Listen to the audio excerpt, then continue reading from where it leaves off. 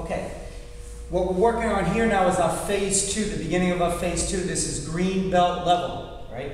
And we're going to start primarily in the guard again. The addition, the changes now with green belt is we start to put more of the attacks in. And by attacks I mean we do arm bars, chokes, and so forth. So what we're going to do here are 2 basic arm bars. The first one, again, if you know, remember when I said when we're in the guard, my hands, I try to get my hands on the floor, my hands are here, right? But John will either do one thing, he will either drive a hand to the floor, right? Or by mistake, my hand will touch the floor, right? So what we're going to do is, it's going to look very much at the beginning like the over-the-shoulder sweep. John's going to sit up, he reaches over, but instead of, and he may actually try an over-the-shoulder sweep. So as he goes to post up, to sweep, I may push him down. And then as he comes down, he grabs the wrist, he goes behind the arm and grabs his own wrist. So you can see how he has it basically what we call figure 4. And his leg comes over my back, right? And he cranks the arm up, and that's the shoulder lock there. So one more time, he's going to grab, he comes up, he reaches behind the arm, grabs his wrist, sits back. So now he has my wrist and his wrist, and he just cranks the arm up right there. Now, the children are taught, right, anything ever hurts, when it gets to that point, they tap. They tap before it hurts real bad. So when they get it, we want them to know that that's one of the first things that they have to do is just tap the person. Generally not tap the floor, but tap the person. Okay, right, so that basically is one of the first submissions. The next submission that we're going to teach them is a choke. And this really winds up being a gi technique, meaning if they have a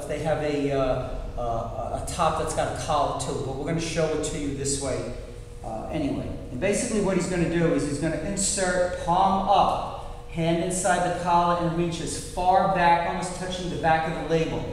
Right? And this hand is just going to raise up slightly to lift the chin, and the other hand's going to come underneath. So the first hand goes over the top, the hand that follows it goes underneath. He goes as far back as he can. He pulls down to his chest right here, and then he spreads the part there. And then I just tap.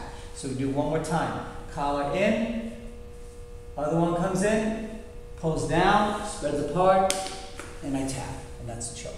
So those are the 2 submissions, the Kimura, which is an arm bar, and the collar choke. Okay. Now, we work into another position. Let's say I go and I pass the guard, right, but I'm sloppy, I don't hold this leg, and I just come out like this. What John is going to do is going to wrap this leg around, he's going to wrap this leg up, and this is what we call half guard. So I still have not passed this guard. I'm in a little bit better position because I'm not in a full guard, and I have some options here, but he still has the control at this point. So what I do, right, when he's got me in half guard, what he wants to do basically is he wants to underhook me right here. So he wants to control my arm so I can't get my hands down here. And basically then he can wrap an arm, he can underhook my leg here, he can hold this arm here with his other arm, right, and he can lift and sweep me over this way, right, and he'll wind up in a half mount, in a cross mount position from there. Okay. So that's why he's going to underhook my arms. It's one of the reasons why, is to control me from here. Okay. The defense to that is I want to underhook. Okay. Sometimes you don't get both underhooks, you get one. Okay. Depending on how you're going to pass is going to determine which one is best. But what I do here is I control him so his hands can't push my knee back in.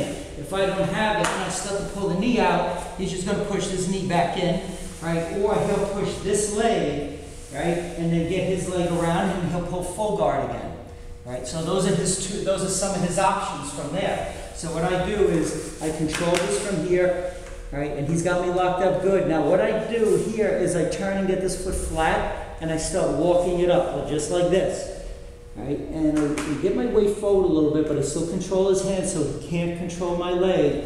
And when I feel that my knee is just escaping right here, just starting to come out, right? I take my other leg, I'm going to change this up and show you in a minute, but I put it on the inside of his thigh, I pry it out, and then I go to top mount from here. So if we would do it from the other side, right? I walk my leg up here. This knee stays on the floor, but the foot grabs the inside of the thigh right here, right? And I pull it out like this. I come up to top mount. So I'm in top mount here. And at this point, what the children are going to learn to do is kind of pop the arms and come up real high, because we want them to bring these hands up, because then we have submissions from here, right, that once they get an arm, they can do from here. Okay. So that this high position here now becomes real important. So I can isolate the arms and work the arms in terms of attacks. Okay, thank you.